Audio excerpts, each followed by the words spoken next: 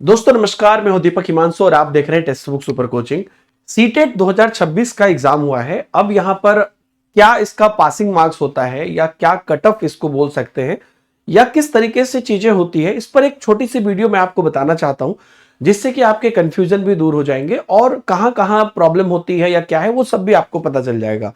सबसे पहली बात तो अक्सर आपने लोगों को कट ऑफ बोलते हुए सुना होगा सीटेट का। तो सीटेट का आप कट ऑफ बोल सकते हैं, लेकिन वो फिक्स कट ऑफ होता है, या इसको आप उत्तीर्णांक या पासिंग मार्क्स बोलिए तो ज्यादा अच्छा है। कई जगह पर कट ऑफ वर्ड भी यूज होता है, लेकिन ये एक फिक्स मार्क्स होता है। इस बात को आप जो है ध्यान में रखिएगा।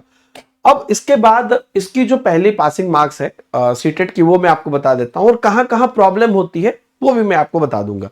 सबसे पहले अगर चलते हैं तो सीटेट की जो बेसिक सामान्य श्रेणी है उसकी जो पासिंग मार्क्स होती है वो 90 नंबर की होती है। टोटल 150 नंबर का एग्जाम होता है, तो 90 नंबर की आपकी पासिंग मार्क्स होती है। वहीं पर अगर आप बात करते हैं आरक्षित श्रेणी रिजर्व कैटेगरी, इसमें रखा जाता है एससी, एसटी, ओबीसी और दिव्यांग को। इनका पासिंग मार्क्स होता है 82 मार्क्स। लेकिन इसमें एक ट्विस्ट है। अभी आपने कहीं पे 82.5 का भी मामला सुना होगा, कहीं पे 75, कोई 70, ऐसे अलग अलग सुने होंगे। कहां ट्विस्ट है वह मैं आपको अभी वो आगे बताऊंगा।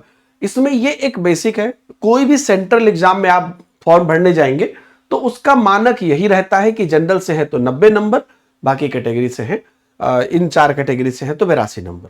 ठीक है। अब देखिए क्या होता है कि आपको सामान्य श्रेणी के लिए, जनरल के लिए किसी भी प्रकार की कोई छूट नहीं होती है। इवन पुरुष और महिला किसी के लिए कोई छूट नहीं होती है। ठीक है। लेकिन रिजर्व कैटेगरी जो हमने आपको बोला, इनके लिए ये छूट होती है ना। और ये 5% की छूट एनसीटी के दिशा निर्देश के अनुसार नॉर्मली दी जाती है। अब होता क्या है कि जब 55% बोला जाता है तो कहीं कहीं पर लोगों के दिमाग में यह आता है कि भाई 55% तो 82.5 कुछ होता है, तो क्या 82.5 होना चाहिए या 83 पासिंग मार्क्स है? तो यह बात मिथ है। अभी कहां इशू उठा था वो भी मैं आपको भी बता दूंगा, ताकि आपको क्लैरिटी मिल जाएगी। तो ये क्लियर आप दिमाग में रखिए कि 82.5 नहीं होती है, 82 होती है। अभी मैं आपको आ जाता हूं, बाकी सब चीजें आप लोग जान रहे हैं।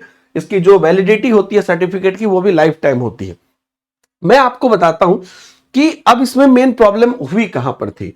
बिहार में एक बार बहुत पहले ऐसी कोई चर्चा हुई थी, मामला हाईकोर्ट में भी गया था कि 55% बोला जाता है, तो भाई 82 कैसे हुआ? वो तो 82.5 हुआ। तो वहां पर 82.5 हुआ, तो वहां पर जो है एक बार जो जब काउंसलिंग हो रही थी बीपीएससी टीआरई की, तो उसमें कुछ अभ्यर्थियों को होल्ड पे रख दिया गया था 82 वाले को।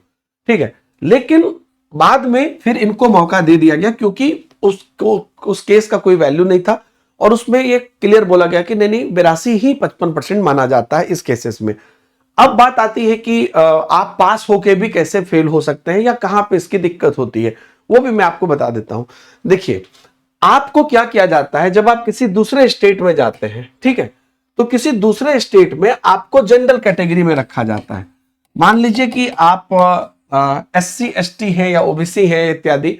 आप मान लीजिए अपने स्टेट में, मतलब सेंट्रल एग्जाम में तो सबका बराबर वैल्यू रहेगा, लेकिन आप जब दूसरे स्टेट में जाते हैं, मान लीजिए कि आप बिहार में जा रहे हैं और आप बिहार से नहीं है, यूपी में जा रहे हैं नौकरी करने, आप यूपी से नहीं है, आप राजस्थान में जा रहे हैं रीट में, आप वहां पे राजस्थान से नहीं। तो वैसे केसेस में क्या होता है कि जितने भी अभ्यर्थी आपको अदर स्टेट के हैं उनको जनरल में ट्रीट किया जाता है।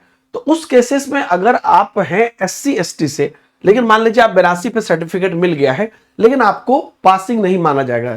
सीटेट की में जहां पे सीटेट एप्लीकेबल है मैं वहां की बात कर रहा हूं, जिससे राजस्थान में भी सीटेट एप्लीकेबल नहीं है, तो बिहार में सीटेट एप्लीकेबल है, तो आप अदर स्टेट से हैं, वहां पे 82 में पास हैं आप, चाहे एससी, एसटी से हो, लेकिन आप वहां जाओगे तो वहां पर आपका 90 नंबर ढूंढेगा। वैसे ही महिलाओं के लिए होता है। बिहार में क्या होता है कि आपको महिला के लिए जो है सामान्य महिला भी जो होता है उनको भी 82 पे पास माना जाता है। एससी, एसटी को तो बिहार पे 75 नंबर पे पास माना जाता है, जो कि सीटेट में कहीं लिखा हुआ नहीं है। लेकिन अगर आप अदर स्टेट से हैं तो आपको सबको 90 ही लाना पड़ेगा। तो इन जगहों पे प्रॉब्लम होती है, लेकिन सीटेट आपको सर्टिफिकेट इस हिसाब से देगा और ये सीटेट के मानक जो सेंट्रल वैकेंसीज हैं वहां पर एप्लीकेबल होंगे। उम्मीद करते हैं कि ये डाउट आपका क्लियर हो गया होगा। सर्टिफिकेट आपका आजीवन रहेगा, तो अमूमन 90 के ऊपर है तो आपको कोई दिक्कत नहीं है, लेकिन 82 से 90 के बीच है और आप इन कैटेगरी से आते हैं तो अपने स्टेट में और सेंट्रल वैकेंसीज में ओके है, अदर स्टेट में आपको दिक्कत हो सकती है। तो ये वाले मामला है। और नीचे मेरे डीएस सर टेलीग्राम ग्रुप दिया गया है, जिसमें नोट्स, पढ़ाई और आपकी आगे की संबंधित सभी जानकारियां मैं देता हूं। अभी मैं आपको बीपीएससी तैयारी के लिए, यूपी टेट इत्यादि के लिए पढ़ा रहा हूं, उन सबकी क्लासेस भी चल रही है। और अगर आप हमारे साथ जुड़ना चाहते हैं आगे की अपने पढ़ाई के लिए, तो आप लोग को पता ही होगा कि आप लोग को बिल्कुल सही तरीके से जो है अलग अलग एग्जाम्स की पेड बैचेज अब हमारी चल रही है, और उससे आप मात्र 1 रुपए से ट्रायल कर सकते हैं बेसिकली। हालांकि 3 महीने, 12 महीने, 18 महीने का भी सब्सक्रिप्शन ले सकते हैं, नहीं तो 1 रुपए से भी ट्रायल कर सकते हैं। तो बेसिकली जस्ट 1 रुपए में आप सुपर पास लाइव को इनरोल कर सकते हैं, जिसके अंदर हमारा सभी बैचेज आ जाता है, और उसके बाद आपको उन सब का एक्सेस मिल जाता है 24 घंटे के लिए। फिर उसके बाद वो आपका 3 महीने में कन्वर्ट हो जाता है ना, अगले दिन। और अगर आप नहीं आगे बढ़ाना चाहते तो आप उसे 24 घंटे के अंदर कैंसिल कर सकते हैं, या डायरेक्ट आप ये कोई प्रोडक्ट लेंगे तो उतने दिनों के लिए आपका एक्टिव हो जाएगा। तो उम्मीद करते, नीचे डायरेक्ट लिंक दी हुई है, आप आ जाइए। तो अलग अलग बैच अब खरीदने की जरूरत नहीं है, जस्ट एक सुपर पास लाइव, उसमें सभी क्लासेस, सभी टेस्ट सीरीज और सब कुछ। Thank you very much, bye bye, जय हिंद।